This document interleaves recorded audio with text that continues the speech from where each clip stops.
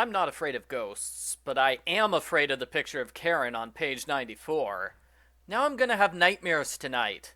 Thanks, Karen. Arglefonf Book Review, Arglefonf Book Review. This book was written by Anne Martin. Karen's ghost is the ghost of her great-grandfather, Ben Brewer. Ben lived on the third floor and liked to eat dandelions. That's not scary, that's just weird. He was haunted by a ghost and later became a ghost himself. As Karen's friend Hanny points out, this ghost story is kind of dumb. There's no reason for him to be haunted by a ghost, unless it's the ghost of a dandelion farmer. There's also no reason for Ben to become a ghost himself. The ghost story has serious holes, probably because Karen made the whole thing up. At school, Miss Coleman announces they're gonna have a Halloween party, complete with spooky stories. Karen decides to scare everyone with the Ben Brewer ghost story. Nancy's also gonna tell a scary story. She lost her bracelet and found it somewhere else. That means a leprechaun moved it! Karen thinks Nancy's story is stupid, and she's just telling it to show off in front of the class. Funny, that's what I think about you, Karen. Karen goes to Kristy's house. They search Ben Brewer's room, which hasn't been touched in over 30 years. Karen screams when she finds a journal. It belongs to her grandfather, Jeremy. Karen makes it clear she doesn't care about Grandpa Jeremy because he's dead. He doesn't matter. Harsh. Kristy reads the journal. She says that after Ben died, his ghost threw a Halloween party for his birthday every 10 years. The next Halloween party is this year! Oh no! I can't tell if the story is actually in the journal or if Kristy is just messing around with Karen.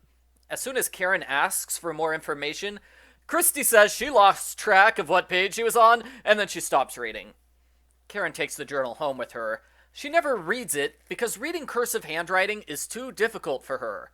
So we have no idea if the ghost stuff is actually in this journal. If it is, I bet $5 the journal is a fake made by Sam. Karen scares her brother on the ride home, even when Mom tells her to stop.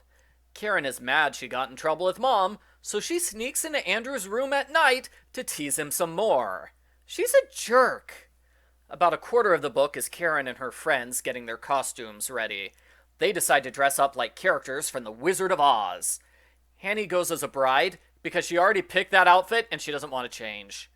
This is one of the rare occasions where Hanny stands up to Karen.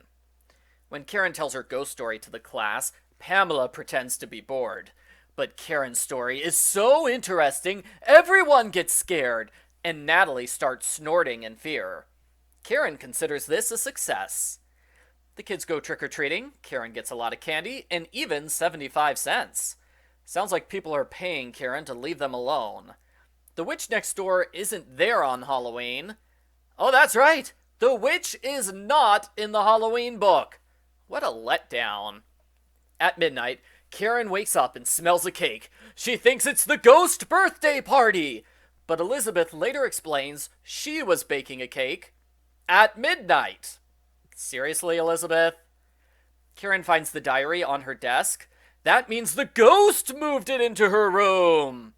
I don't know, Karen. Maybe it was a leprechaun. I've heard they like to move things. Karen opens some stuck pages, which explain that Ben was haunted by the ghost of his childhood friend, Edward. Edward disappeared before his birthday party. That's why he turned Ben into a birthday party ghost. I can't tell if this version of the ghost story is better or worse. Karen tells her friends. They agree that there's definitely a ghost. Maybe. And even though Natalie isn't there, Karen makes fun of Natalie for snorting when she's scared. This is the second book where Karen makes fun of Natalie snorting. Poor Natalie is never going to live it down, is she? The end. Post-book follow-up. Here's the Karen drinking game. Most of the book is Karen making up stuff about Ben Brewer.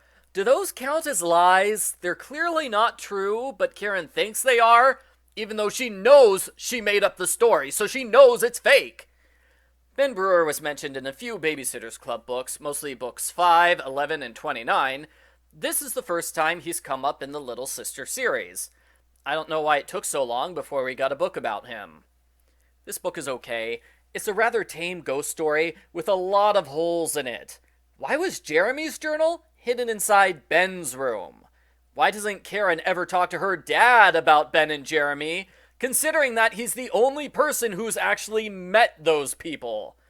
And why does Karen go out of her way to explain that jack-o'-lanterns are pumpkins? I think Halloween kids already knew that.